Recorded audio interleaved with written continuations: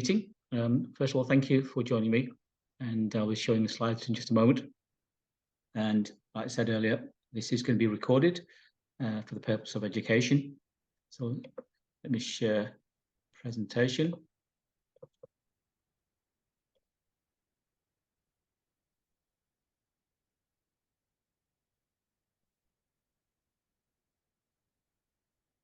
So hopefully everyone can see the slides there. So thank you once again for joining these regular monthly webinars.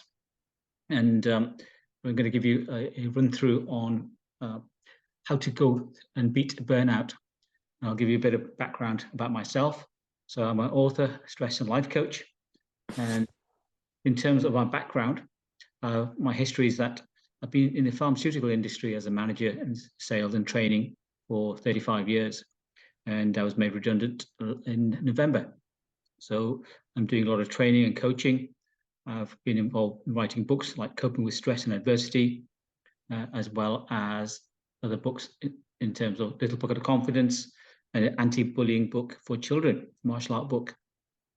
And in terms of my experience of stress and burnout, unfortunately, I was trying to burn the candle at both ends, very busy being a sales manager, as well as being a busy parent of 2 children as they're growing up, and at the same time doing martial arts literally 7 times a week. And one day I got tremendous chest pains, palpitations, hot sweats, and I thought I was having a heart attack. And what tended to happen then is that I ended up in hospital. I went through lots of medical tests, treadmills, and fortunately it wasn't a heart attack, but it was due to stress and burnout. And I had to really review my life and the way I was running my activities on a day-to-day and weekly basis, and have to find a better way. So it's personal experience. I've had burnout, and hence I have a passion to write books and to do webinars and to do coaching as well. So that's a bit about myself. Now, these books are available on Amazon, mainly Little Pocket of Confidence and Penguin and the Bullies. However, Coping with Stress and Adversity is on a website called studio3.org. You can go to the shop there if you're interested. So these are the areas I'm going to be covering. What is burnout? Look at the statistics, signs and symptoms, coping strategy, as well as something called meds, and a plan for a more relaxed life for everyone. Okay, so in terms of burnout, it's been said that it's both a physical and mental reaction to long-term stress. And the term was first coined back in 1974 by Herbert and Freudenberger in his book, Burnout, the High Cost of High Achievement. Now, I'm just make sure I can see people in the background. I just need to change this because the setting's not quite right. Excuse me for a moment.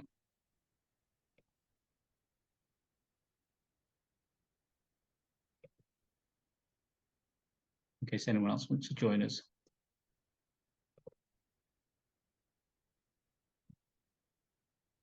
So according to the American Psychology Association, burnout is defined as something which is physical, emotional, or mental exhaustion, accompanied by decreased motivation, lowered performance, and negative attitude towards oneself and others. And those who've experienced that will understand what I'm talking about. And this tends to happen when your work-life balance is out of sync. And it's been a common occurrence in the last few years, especially in remote working. And technology tends to happen at home. So it's difficult to separate home and work. As you know, COVID played a big part of that. I personally had COVID. I'm sure many people did. And unfortunately, a lot of people didn't make it. I had COVID for 3 months and another 3 months recovery, and a 12 months long-term. And I'm not quite sure how much I've recovered. And it's a testing time for individuals who are working remotely and having to deal with lockdown and all the challenges and stresses. And on top of the regular stresses we're facing in our work, career, or home life. So it's something that we need to keep an eye on, really. I'll be covering areas of stress as well. So my father is a retired GP, and his sort of definition of stress is an inbuilt physical response of the body and the mind to stressful situations like the pressure of work, challenges, or danger of any kind. We can't ignore what stress means in terms of a fight and flight response. Some people could freeze or fawn. So I'm just going to go through this quite briefly. So if you individual is part of the fight and flight response, you may be getting angry, have clenched fists or frustration. Others will run away and try and avoid the situation, have a lot of worry, concerns. And then you're going to have a situation where individuals may freeze because they're indecisive, short of breath, or feel hopelessness. And fawn is a situation where you, in fact, unfortunately, people are victims to this, and you're going to have fear response where the brain decides to try and please whoever it is triggering the fear, and this may be someone may in fact be physically abused or sexually abused, and they feel that they have to comply. Doesn't mean they accept the situation, but they're the circumstances where fawn happens. Now, you may have seen this before. In terms of our stress buckets, lots of different situations happen in our life. We, weekly and a monthly basis, we may be facing challenges with money, work and business, issues with our health, interaction with our family, and relationships. And all that adds to our stress bucket. And it depends how much we can actually absorb and take over a period of time. It can be quite relentless. So what do? We have to really open the tap and release that some form or other. And there's different ways that people do that, whether it's through exercise, whether it's a form of relaxation. And others can see it as a stress funnel, whereas people can cope with stress in quite a good way, in the sense that they have a broad funnel. They can deal with lots of different things. They can juggle, they can work, they can have family life. But how wide is that funnel? And it's going to overspill. And that's what's happened in my situation in the past. And many of you maybe can share the same experience. Our challenges, our stresses can overspill, and it can lead to burnout and other stresses. We know that adrenaline plays a very important part of dealing with stress and coping with life in general, because we know that it activates our glycogen muscles if we need to run away, and it affects the way our intestines work in terms of motility. Better breathing, increase for cardiovascular, increase in blood pressure, and a form of euphoria. Now, cortisol, or the stress hormone, this is quite crucial. It can have a positive or negative impact on our lives. And this being that if you have a positive outcome, it could be increased immunity, increased tolerance of pain, improve memory, or provide more energy and control blood pressure. The negative side, unfortunately, consistent cortisol levels being high could be impaired cognition and performance, increased blood sugar levels, hyperglycemia, increased midsection body fat. It says that increased belly fat has been linked to strokes, heart attacks, increase of HDL, that's the bad cholesterol, and poor blood sugar becomes imbalanced.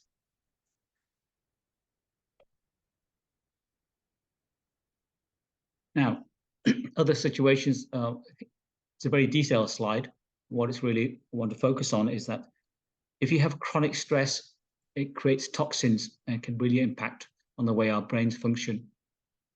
And without going into too much detail, what tends to happen is you have something called corticotrophin releasing factor, or CRF, and this affects the way the neurons work. You have less neurons, more myelin that covers the neurons, and in the end, what it's really doing is like a poison.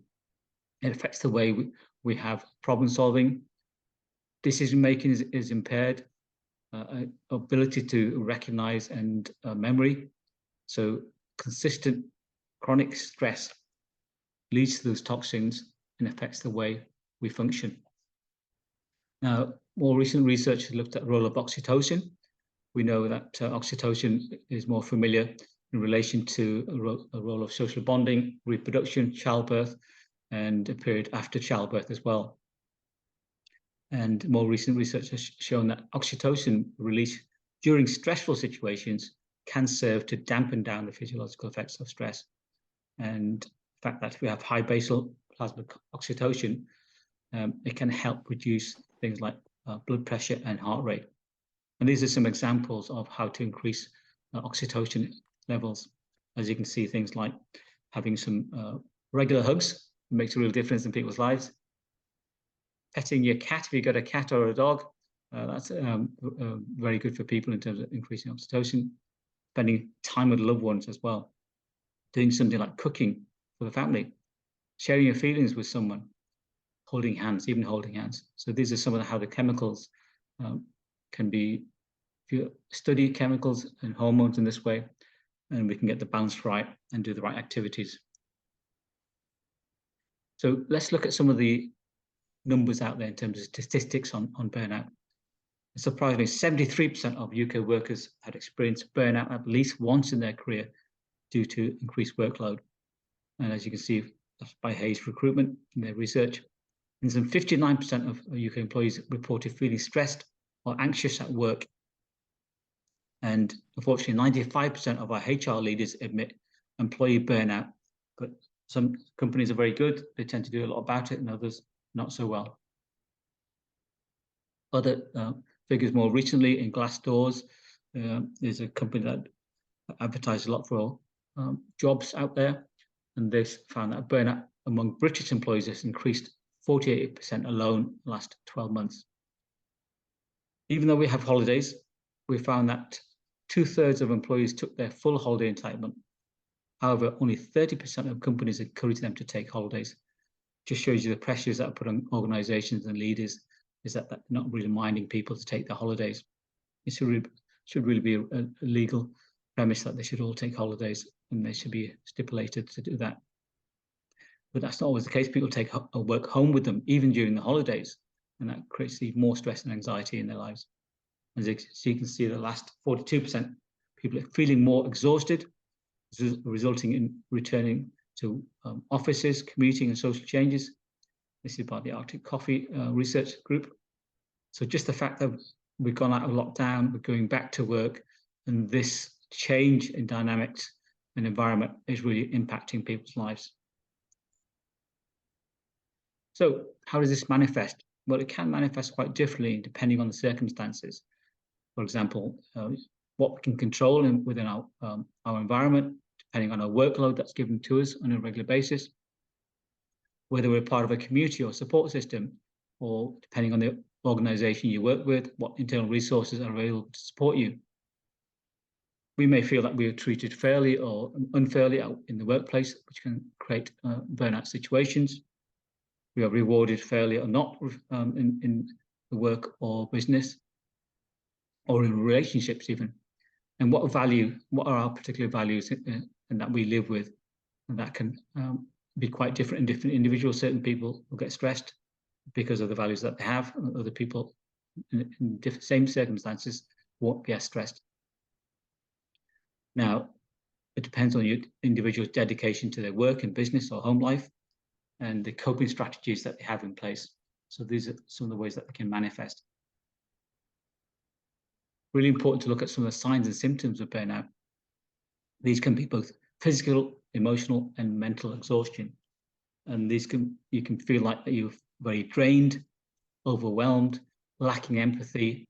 You tend to get this brain fog, very similar to those who've had COVID. You get this brain fog. You can't think straight because your brain's not working the right way. So this concentration is decreased and difficulty of answering. You might feel quite irritable as well. At the same time, people suffering from burnout may be apathetic or dissatisfied with work, business, or home life, quite cynical and negative and pessimistic in their attitude. Unfortunately, reduced effectiveness and the quality of work tends to decrease. The ability to perform tasks has gone down. Regular headaches, and which can impact on sleeping as well, as it's said at the bottom. Sleep patterns are affected, and the change in diet as well. Additional things which you look out for is that individuals tend to overlook their own needs or personal life to fulfill work demands, because we're so motivated to try and do well at work and perform. Unfortunately, we tend to sacrifice our health and well-being and we endanger that in order to achieve our goals. And those who invest more time than is healthy in our commitment to our careers or businesses or even family life. It can swing the other way. We can be overcommitted to support members of our family, but not leave anything in the tank for ourselves. Some of the thoughts that individuals go through when going through burnout, things like, what's the point anymore? Is what I'm doing really making any difference to others out there? Do I really enjoy what I'm doing anymore? Now, we're just going to define some of the 3 types of burnout. This can be due to overload, under-challenged, or something called neglect or worn out burnout. One would think it was just due to overload, but surprisingly, it has different ways of describing burnout as well. Now, overload burnout is the most common. This is people working harder and more frantically to achieve their success. And these are individuals who are more effective, the more dedicated employees trying to do the best they can. They really feel under pressure and obligated to work unusual and unsustainable hours, unfortunately. And the total point of physical and mental exhaustion often is a real impact to their detriment to their health and personal life. Signs to watch out for is you may stop trying to when work situations don't go as planned. So you may start giving up when under pressure. You give up in response to obstacles or setbacks you face at work, and you're more or less throwing your hat in. Some individuals may feel demoralized when you get up in the morning and feeling like they really can't face another day at work, and they may hide away in their bed and cover themselves up, or just try and avoid anything to do with work. A bit more science here. Something called Takotsubo cardiomyopathy. It's broken heart syndrome, because science has told us now that the heart can work independently. There's a different set of neurons within the heart that sort of like the brain, the heart has its own brain in one sense. Now, so what we've got here is on the left-hand side is the shapes of the heart, the normal heart. On the right-hand side is this changed shape of the heart, or the Takotsubo cardiomyopathy. Now, this originated from the way that they catch octopus. As you can see from there, they use a special octopus pot, and for some reason they get trapped in there. And as you can see from there, the shape of the heart on the right-hand side is very similar to that same clay pot that's used for catching the octopus. Now, how does that happen? Well, chronic stress, physical and emotional impact on our minds and experience over years and years can create this massive change in the shape of the heart. So that tends to create chest pain, shortness of breath, lightheadedness. And unless that's treated, it can have a massive impact, a detrimental impact on your health. It can be reversed. Now, it just shows you when people say they've got a broken heart because they've suffered emotions, either due to a lost one, someone's passed away in their family, or just stresses in life. And this is so important that we understand that this can be reversed, but we need to figure out how this can be done in terms of coping strategies. Now, I've linked this to something called karoshi. In Japan, this is death by overwork. We know that historically professionals overburden themselves and they do maybe 15, 20 hours a day in some parts of the world in Japan. And people have been found to die at work just because the pressures put on them and having to do this week on week, month on month, year on year.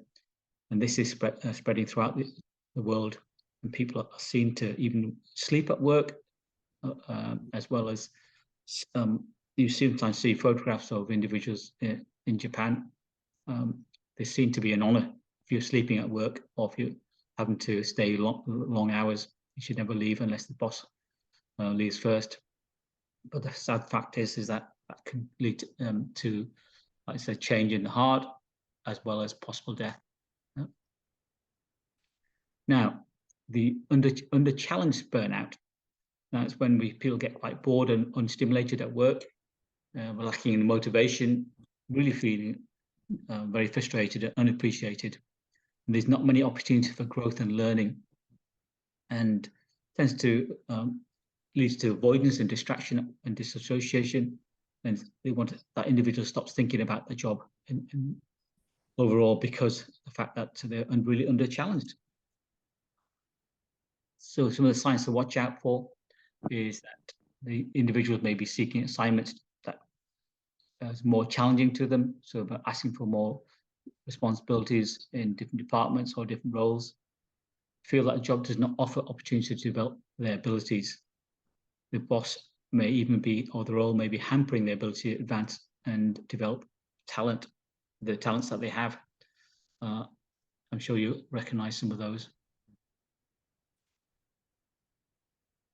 Now, in terms of neglect burnout or worn out burnout, this results from feelings of helplessness to face the challenges when there's not enough. And sorry, when there's not enough of the following: not enough structure or direction or guidance at work, difficult to keep up with demands, or feel unable to meet expectations. So over time, that individual can feel incompetent, frustrated, and uncertain about their role within that organization. As this can lead to something called learned helplessness. So that an individual may, over time, have access to solutions, but they don't actually seek it, and tend to feel incapable of making any positive differences in their circumstances. And when things at work don't turn out as they would, those with neglect burnout become passive and stop trying, to sort of lose the will to do anything at work. So what can we do? What coping mechanisms can we put into place in these type of situations? Well, we can diversify our identity. What do I mean by that? Is to create something more complex in the way we live, but at the same time making life simple. You do this by investing in different areas of your life beyond work. Many people enjoy work. Some people dread going to work. But it's maybe separating this and having something that you look forward to outside work that can make a real difference. You might decide to devote some time as a role as a spouse or a parent, or have some more friends. And for example, during the pandemic, what tended to happen is that some people went back to old hobbies. I started doing a lot more gardening, a bit more time on my hands. I spent my time writing 3 books over lockdown because I couldn't go out in my day-to-day job. Spent a lot of time at home. So individuals choosing to reframe and finding a new identity outside work. Something called recalibration. We can say to ourselves that, you know what, individuals that have suffered from burnout before, they can talk in this manner. You know what, I know how bad this felt last time I dealt with this. I need to do a better job of maintaining that balance and attending to my self-care and those boundaries. I don't want to get to that point I did last time. So having that self-talk is really important for those individuals so that they get more sync with balance in life. And in terms of keeping lines of communication open, sometimes those who are at burnout levels maybe haven't got the communication with and close support they require. So it's relearning how to communicate, to reach out for help and support. It may be with friends and family, spouse. So in order for us to be at our best, we need to be looking after our health and well-being. For example, you can see that little battery there in the right-hand corner, and we need to recharge ourselves on a day-to-day basis. And we tend to possibly work too much and not enough spending on ourselves, our family, and something that's going to help our well-being. So if your tank is empty, you can't be the type of person you want to be to others in our life.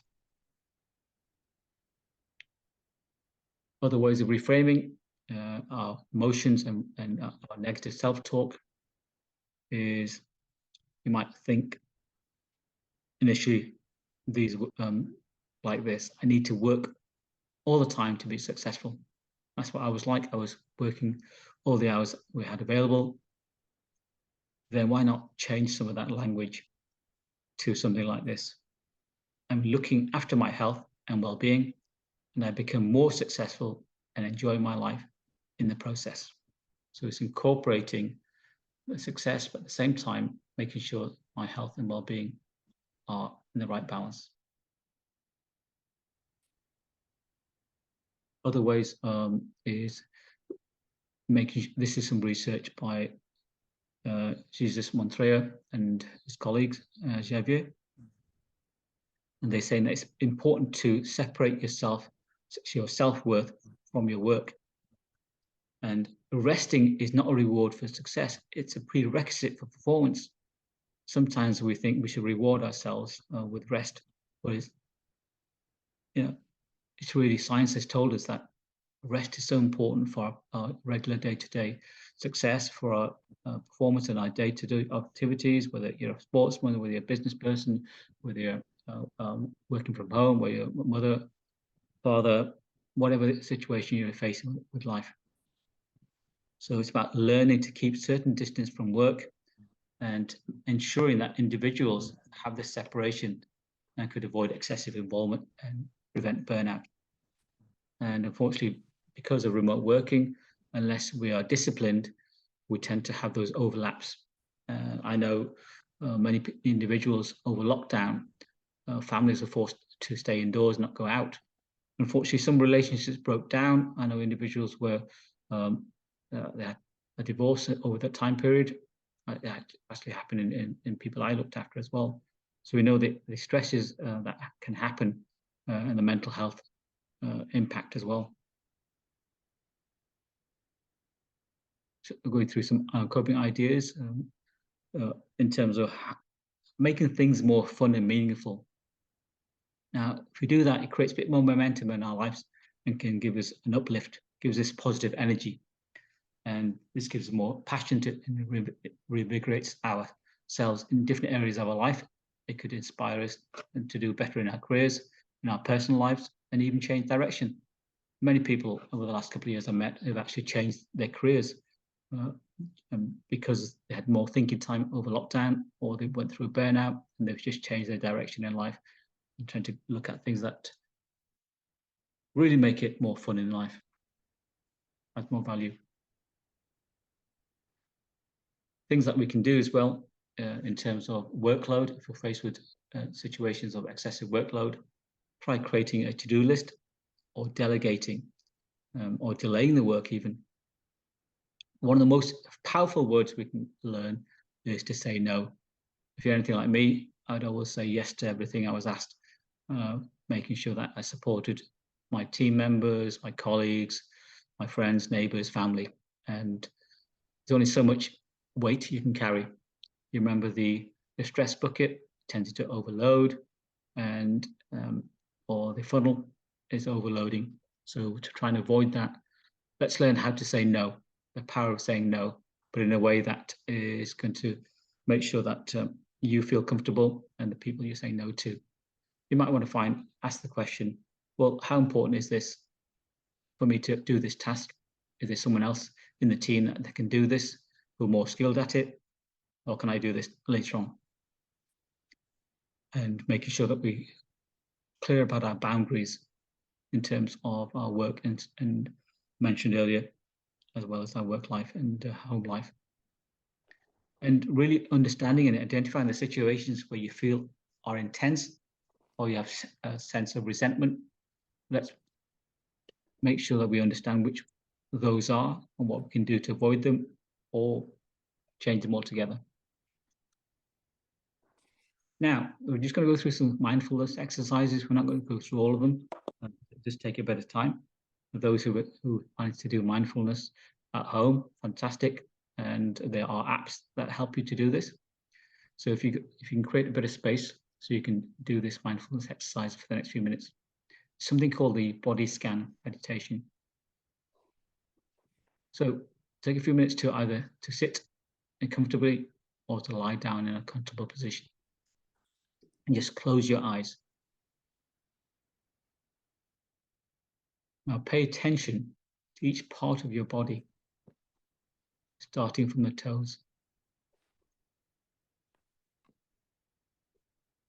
Slowly recognize the movement on your toes if you're moving around, or just the fact that they're there. And working your way up slowly from your toes into your feet, into your ankles, up the calves of your legs, just the sensations you're feeling there, to your knees, into your thighs, just feeling comfortable, still having your eyes closed. Just notice any sensations as part of this movement you're going up to your body. Is there any tension happening? Maybe holding onto anything that is tension in your body. As part of this, make sure you're breathing. Yeah, take some deep breaths and exhale. This can be done by box breathing as well, where you inhale for 4 seconds, you hold for 4 seconds, and you breathe out for 4 seconds and hold. So you can repeat this cycle. So as you're still working up your body, you're at your thighs, going towards your hips. Feel the sensations in your hips. Still relaxed. Notice any niggles in the hips. And working your way up to your back. So we know back problems has been around for a long time, and it's impacting people's pain and at times having to take time off work to look after their back. Feel the muscles of your back. Feel the sensations on your stomach, in the front of your body, on your chest. Up to your shoulders, across your arms, elbows, down to your fingertips as well. Sensations there. Up to through your neck, through your jawline, across your ears, nose and chin, up through the rest of your head, through the eyes and nose, and up to your eyebrows and to the tips of your skull. Still relaxing and breathing. Just feel the sensations. Just doing that mindfulness exercise by itself will really help you just get in touch with your body and sensations. Sometimes we don't recognize our sensations because we're so busy, either on mobile phones, on computers, rushing around, doing jobs around the house, doing activities outside the home. And you can come back now. So whatever there's a few of the exercises we can do. I'm just going to go through them so that because this is recorded, you can find out more details about this in your own time. There's something called the grounding exercise. So if you just find a bit of space, you can stand up firmly, planted on the ground. Focus on the feeling of your feet connecting with the earth beneath it. This is sometimes done a lot better if you can go outdoors at some point when it's warmer, possibly, and you can do it on bare feet. There's science that suggests that having bare feet on the ground on a regular basis throughout the week has a fantastic grounding effect on your body and its connection to nature, as opposed to having it with leather soles of some sort. Take deep breaths in, then out, while you're visualizing the roots growing from your feet and grounding you to the earth. So you're connected to the universe through your feet, to the earth, to everything that it belongs to the earth, and as well as life itself. Just doing this exercise with this regular breathing, the box breathing, can help a massive difference. Another way of doing this is that you can have your hand on your heart as part of the process and just visualize some of the wonderful things in your life that have gone well. I know all the challenges you've been facing have been very difficult. Breathe in, hand on the heart, and breathe out. You might want to put your left hand out and imagine that you've got all the burdens and darkness in your hand. So you've got all the challenges and stresses in your hand, in your left hand. And you use your other free hand to think of all the positive things that can improve, all the positive things in your life that have happened, all the wonderful experiences you've had, a wonderful family, your friends, and you're putting those into your left hand. And that's like white pieces of white light, white paint, whatever you want to call it, whichever way you can visualize it, is going into that left hand, which is originally dark and grey. And each time you're putting that energy of positivity and the positive thoughts into that hand, it's becoming lighter and lighter. Color is changing. It's becoming extreme light now in that hand. You can squeeze that hand tight, put all that energy into it, hold on to it, all the positive things that happened, emotions in your life. Hold it tight, hold it tight, hold it tight. Just release your hand now, open it out. Hopefully some of those burdens would have been lifted, and it'll help you to realize that just by that visualization exercise and this grounding, hand and heart, as well as hand out, and changing the situation where you've had that darkness in your hand and you're putting that light into it. You can try that when you've got more time. So we'll move on now. So grounding can make a big difference. And this is, I'm not going to go into this one, but you can read it here. It takes a few minutes to focus solely on your breath. So you inhale deeply through your nose and exhale slowly through your mouth. Count to 5 on each inhale and exhale, focusing only on the sound and rhythm of your breath. So try that when you have an opportunity, just focusing on the breath.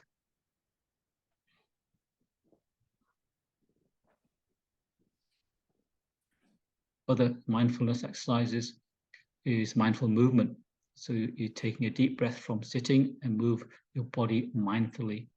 So for example, a mindful walk outside. I found that I've solved my back problems sitting on the computer for hours on end without really moving.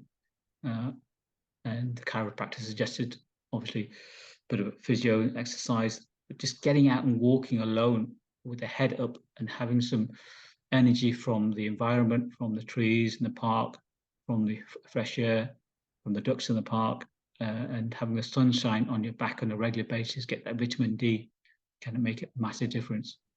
Even doing some gentle yoga poses. My wife does yoga as well as my daughters. They tend to enjoy it as well as my son. Something I should do more often, but we all have different ways of dealing with our stresses. We focus on each movement and how it feels in your body. So figure out what out of these coping strategies is going to work for you. So that's on mindful movement. Other one is gratitude. We've literally gone through it when we talked about some of the positive things in our life that are going well. It's something that you can do right now. In fact, get a pen and paper give you a bit of time to find a pen and paper. Brilliant. Okay, so write down 3 things you are grateful for each day. Just 3 things. The reason for this is this can help shift your focus from negative thoughts to positive ones, remind you of the good things in your life. Just doing that each day of our life to appreciate, we do appreciate the wonderful things that we've had. We know that around the world there's this devastation happening due to floods, earthquakes, wars, and we're quite fortunate that we're not in that situation. We know that the worries of inflation, cost of living has gone through the roof, and people are worried about the climate change and all sorts of things. You may be facing personal challenges yourself. So it's how we reframe that and appreciate the good things that we do have. If we have food on our table, if we have a roof over our heads, if we have friends that we can turn to, that's wonderful things that we can have, appreciate. There's people out there that we can support. Sometimes putting our mind in supporting others can make a difference. It takes the burden off ourselves.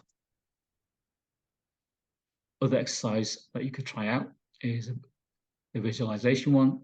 So you can do this in your own time, but I'll just go through it briefly with you. So when you close your eyes and visualize a peaceful scene, such as a beach or a forest, and take your mind there. Because sometimes our bodies can't tell the difference. Our minds can't tell the difference what's real and what's visualized. Because sometimes we can have a nightmare and it can scare us, but we know it's not real. And yet our bodies react to it. Some people may be scared of spiders.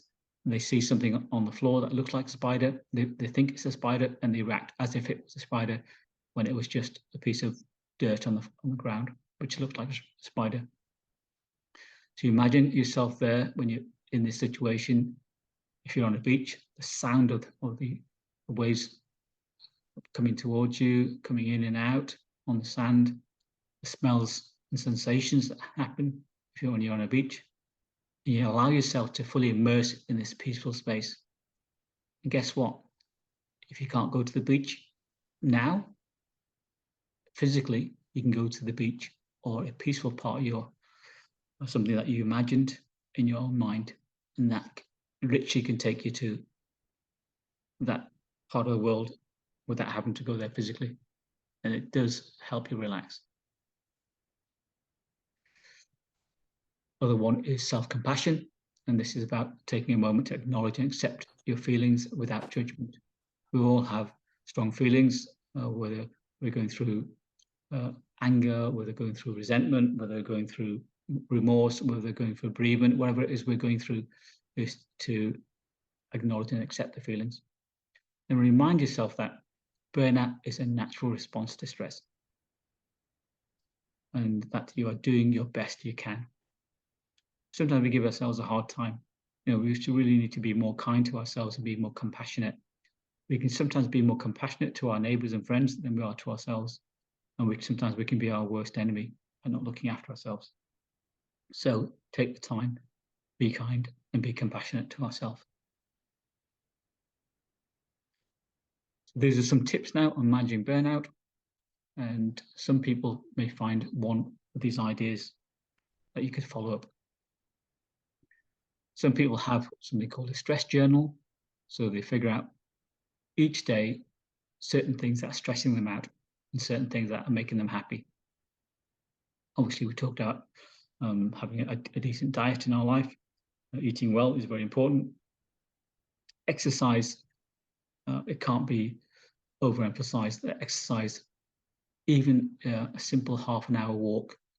But unfortunately, not many people do a walk these days because they're so busy either running around for their jobs, families, but they haven't got time to do even basic exercise like walk in the park.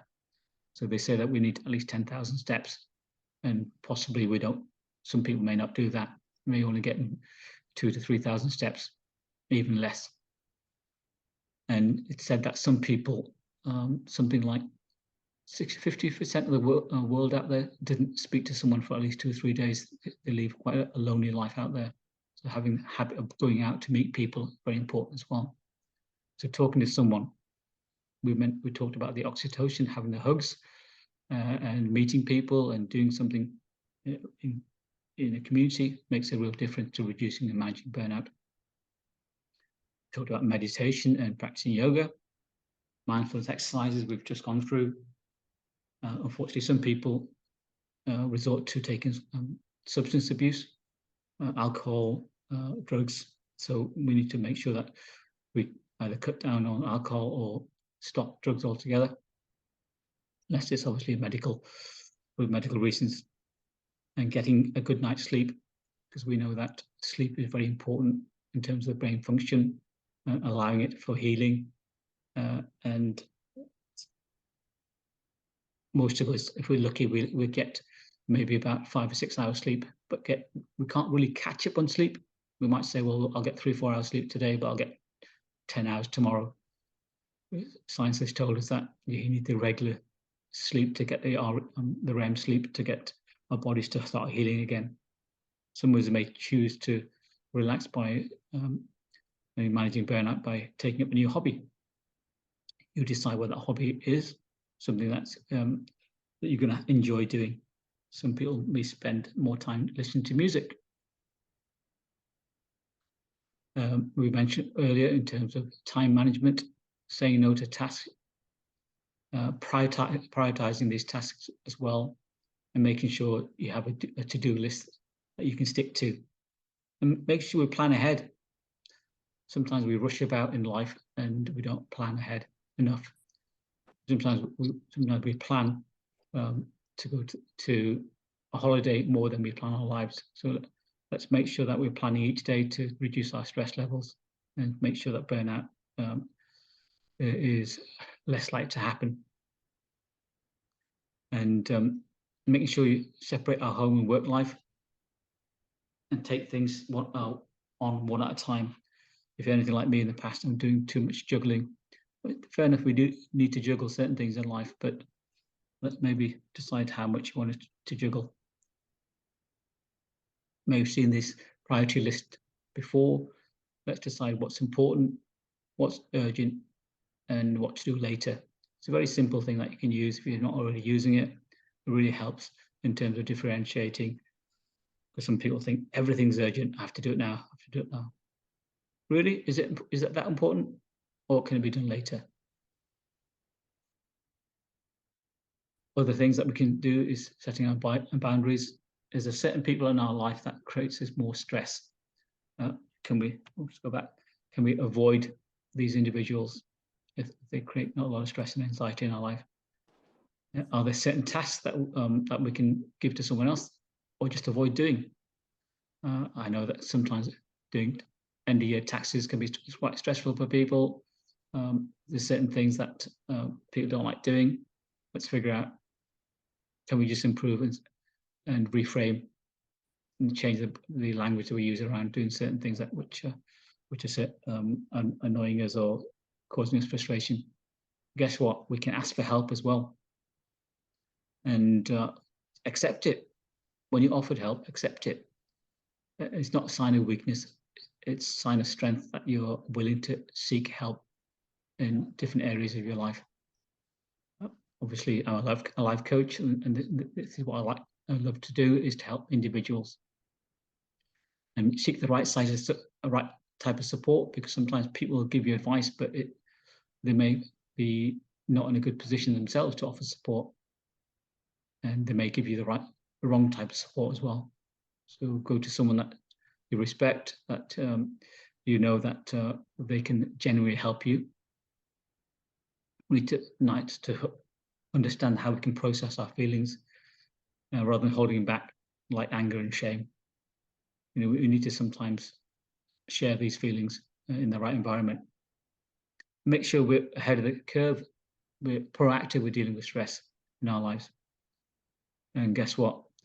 We spend so much time with electronics, with mobile phones, with laptops. I remember the days when we were looking to have a computer and a black and white TV in the house. And when they first invented laptops, they were these very old, thick laptops, and you were doing well to afford a mobile phone, which cost thousands of pounds.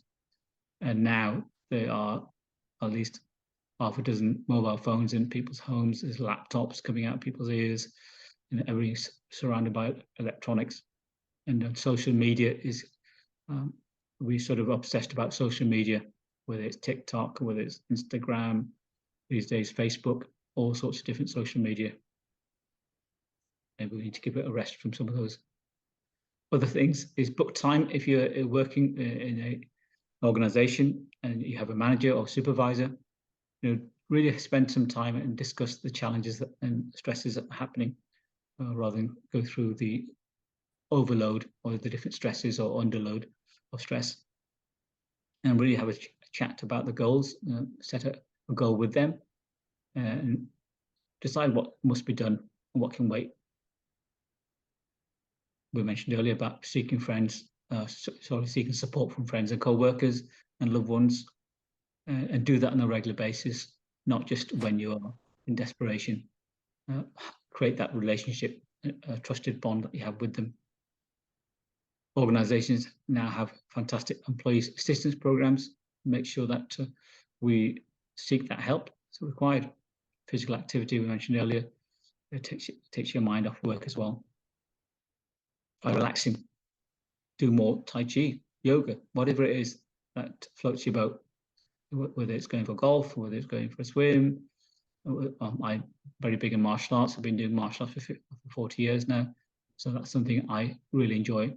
At the same time, because I did too much of it, it was causing me too much stress because I was doing it 7 times a week and have a responsibility, competitions and gradings and everything else. So you have to balance that off as well.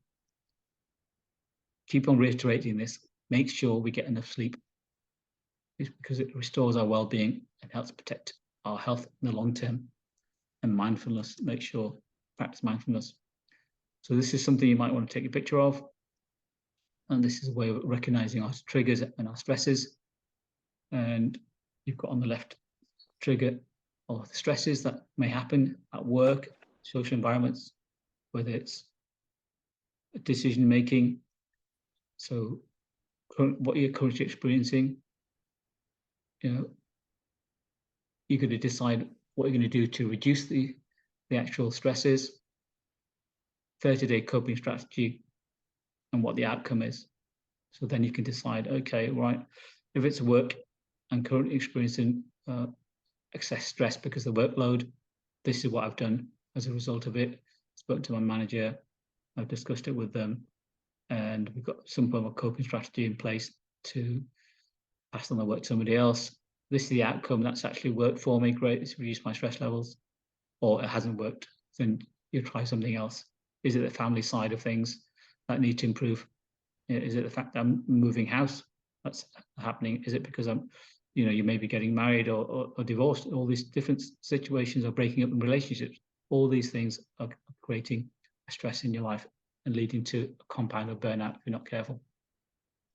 So this is a simple way to remember as well. And MED stands for mindfulness, exercise, diet, and sleep. So try and get more meds. Try and do more things that are mindful, whether it's mindful eating, mindful walking, visualizing yourself being on the beach. It's having this as a routine and maintaining these boundaries. And absolutely, exercise is so important because we tend to lose muscle over time. There's a lot of research saying that doing regular exercises, we can still keep fit and healthy through the walks, or if you're into physical exercise. I've started doing a third martial art now. I started Brazilian Jiu-Jitsu at the age of 58. So I've been doing it for nearly a year now.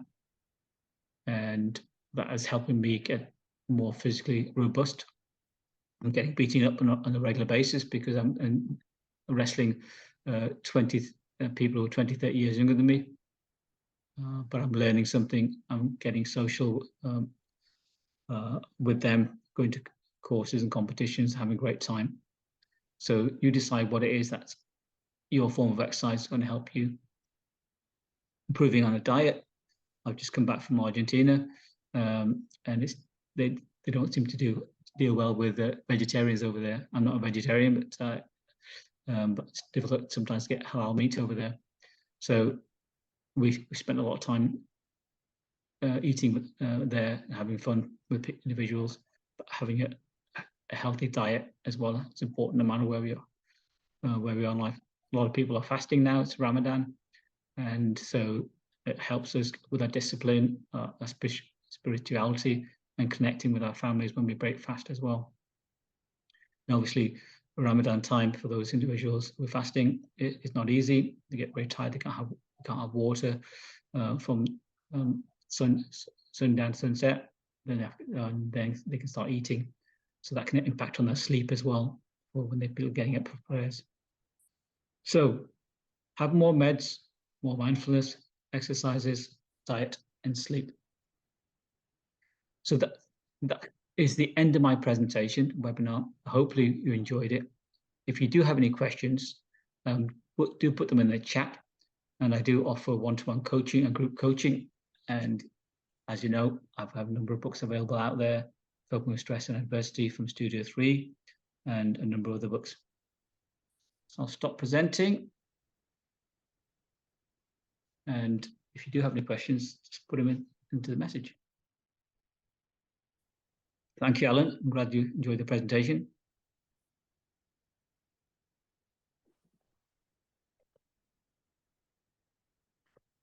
I do have a YouTube channel that I can send the details to. So there's a number of talks I do throughout the year. Just want to share the fact that the experiences I've gone through, and if I can help someone out in the world improve their circumstances. So I know that burnout, stress, and if it can save someone's life out there, make that journey more enjoyable, then that makes it worthwhile for me. And Anna, thank you. I'm glad you enjoyed the presentation as well. I can't see any other questions. So thank you, Rita. Glad you enjoyed the presentation. All the very best to all of you. Do keep in touch because I tend to send out emails on my PDSS account. So at least then I can give you an opportunity to keep on learning. And if there's a particular topic I've not covered before, send me an email saying, great, I like that topic covered for me at some point, and I'll put a presentation together. Enjoy the rest of your evening and take care. Bye-bye.